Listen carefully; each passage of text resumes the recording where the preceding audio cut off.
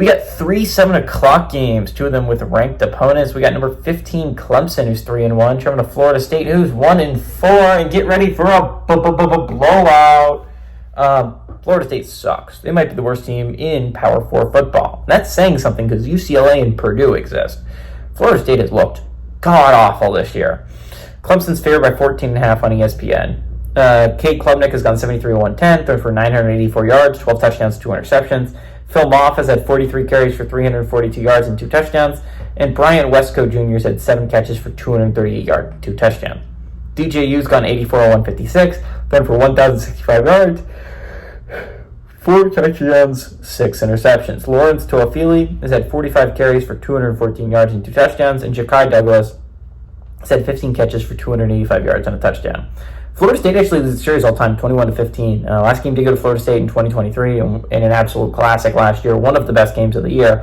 Clemson has won 7 of the last 8, and Florida State has not won a home game against Clemson since 2014. Again, Clemson kind of owned them until last year. Like they were making up the series and hard, and I think they continue that here, right? Clemson has been on a road. They've been killing it since they played Georgia, and they got their butts kicked against Georgia. It just unleashed something inside of Clemson, and Clemson has not backed down. Now, the schedule these next 2 weeks are pretty easy for Clemson. I'm going to be honest, you only play one ranked team down the stretch, and that's Louisville. They might not be ranked by the time they play you.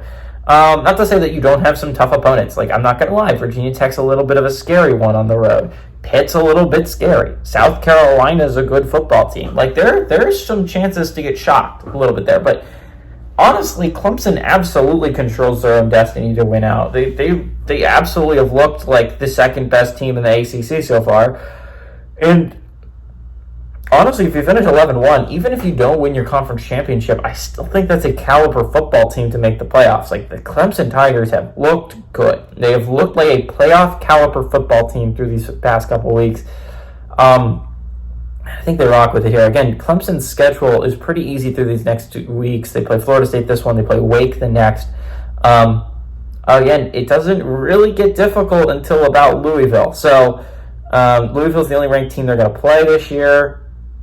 Probably. I mean, maybe another team's ranked by that time, but I don't know. I doubt it. Clemson's playing some really good football. Florida State is playing just atrociously awful football. I didn't even touch on how bad they looked against SMU, but that was a new low in a season where where every time it's like, well, we can't go lower, we find a way to go lower. I thought we couldn't go lower after the Boston College game, then the Memphis game happened. I thought we couldn't go lower after the Memphis game. Now the SMU game happened. Do we hit a new record low for Florida State this week against Clemson? Honestly, maybe. I think Clemson's a significantly better football team than Florida State. I can't believe they're being given 14.5 points. Clemson is so much better than that. Like, for goodness sakes, Iowa and Auburn are getting less points, and they have looked like competent football teams so far this year. I understand Clemson isn't Ohio State or Georgia level, but God, wow, like Florida State has looked bad. And honestly, like the worst Power 4 team in the country. Give me Clemson to win and cover on the road.